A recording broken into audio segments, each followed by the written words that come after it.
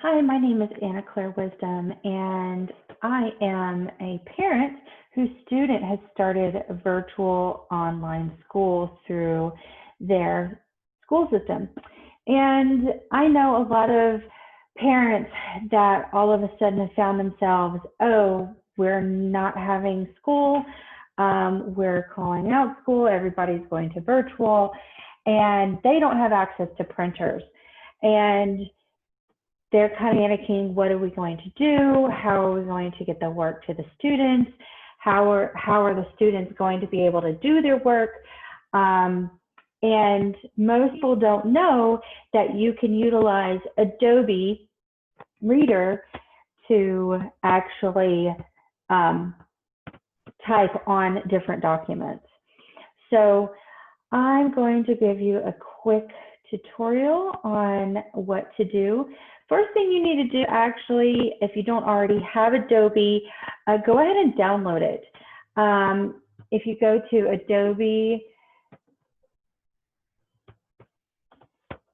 adobe.com,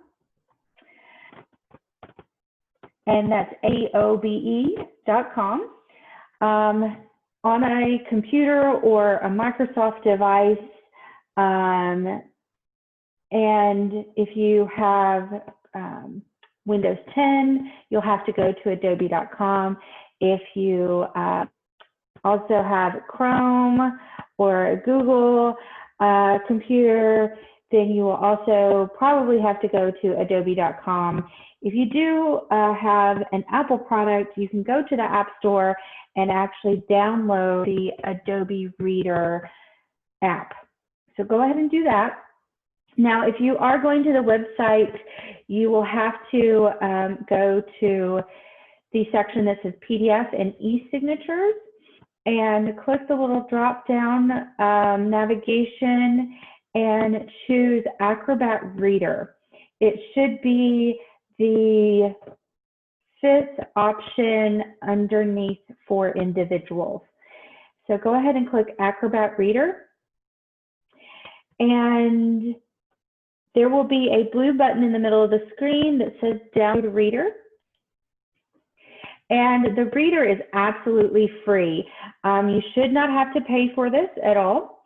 However, when the download page does pop up, it has several check boxes. If you are using the Chrome, if you are using Google Chrome, you can download the Acrobat Reader Chrome extension for the Chrome browser. However, I am not. I'm using Internet Explorer, so I'm going to uncheck that.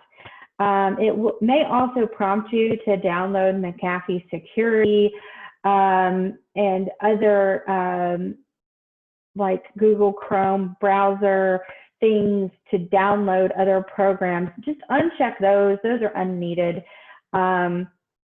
If you do want to download and purchase the full Acrobat Pro, you can by the second orange button, but again, this is free. So just click Download Acrobat Reader. It will continue to prompt you to go through the download instructions. It may take a little bit of time to download depending on your internet speed, but once you do, it'll prompt you to go ahead and open Acrobat. I already have it downloaded onto my son's laptop, so we're going to go ahead and open it. And this is what it looks like when Acrobat Reader DC is opened. It gives you recommended tools for you. It does give you a welcome PDF. It kind of walks you through. Also, it may prompt you if you want to take a tour, but that's not needed because I'm going to give you a tour right now. So up at the top, you will have two options, Home and Tools. Home shows you this screen. It will, under Recent, it will also list any recent PDFs that you have created or opened or downloaded. And then the second tab is Tools. These are all the tools available for Adobe Acrobat Reader DC. at this time. And I can tell you that comment and fill-in sign will be the two main tools that you will be using for any PDF documents. So I'm going to go back to home. I do have an example under this option, quiz 1. And this is just an example of a quiz that my son took. We have already completed it, so don't worry. We have turned it in. This document is a PDF. Typically, you can't do anything with it. And we can't even, I mean, all we can do is select it.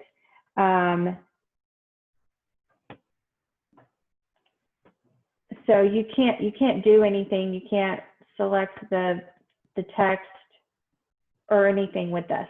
That's typically how PDFs work.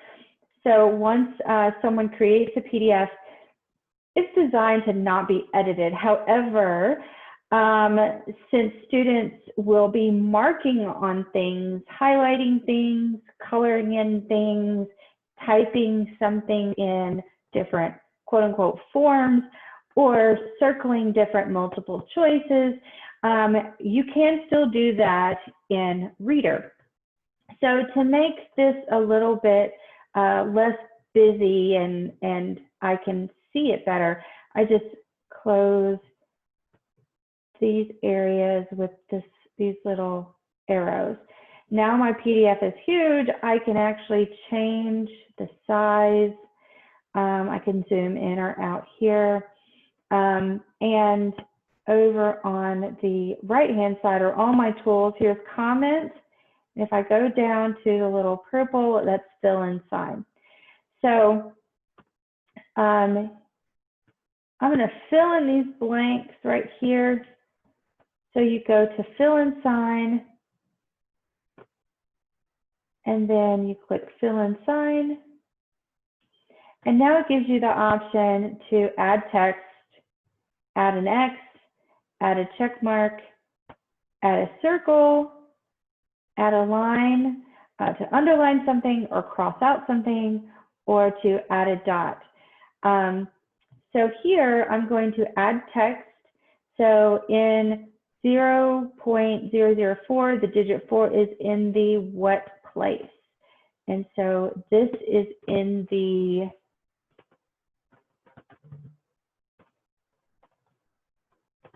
thousandth place. And it looks a little big, but if you click this, that makes it smaller. And I just realized this one is wrong. So I can actually change this 100th place. And then let's see, which division equation represents the relationship between the numbers? Eric draws these models to show 0.07 and 0.7 and 0.07. So this is a multiple choice, so I'm going to use my little circle. And which division equation represents the relationship between the numbers? 0.7.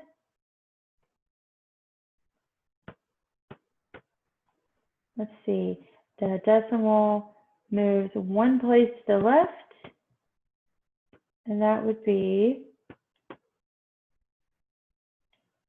C. So we can use a little circle to circle that. And once this is once the test or anything that's completed, then we can simply save this. One way that you can actually color in something is you click comment, and then you can use a highlighter and change the color, the size, the line thickness, and actually fill this in.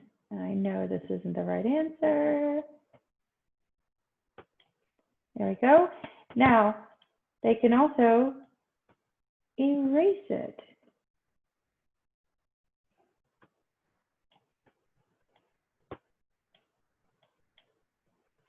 And start over, if they so choose.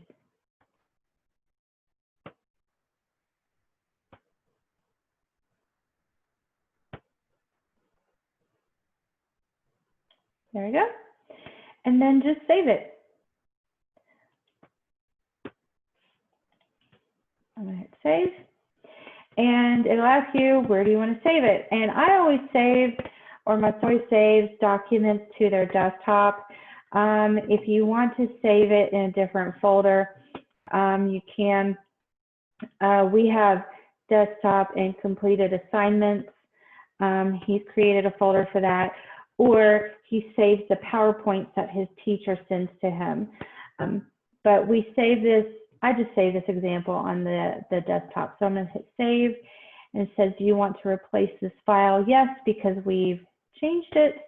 And there you have it. There is your PDF. Here it is saved on the desktop. And then now I can email this file, completed quiz or completed assignment, to the student's teacher via Microsoft Outlook or Microsoft Teams. If you do have any other questions on how to do any specific thing with Adobe Reader, please feel free to let me know. If you do need assistance on how to set up your student's email in Outlook or set up Microsoft Teams, then please feel free to let me know as well. My email is awisdom, the number 1, at ymail.com. It's like Gmail, but it's with a Y. So just feel free to let me know, shoot me an email, and if need be, we can even set up a Zoom or a Microsoft Teams meeting, and I can go over some of these things with you. Thank you so much, and I hope a great evening.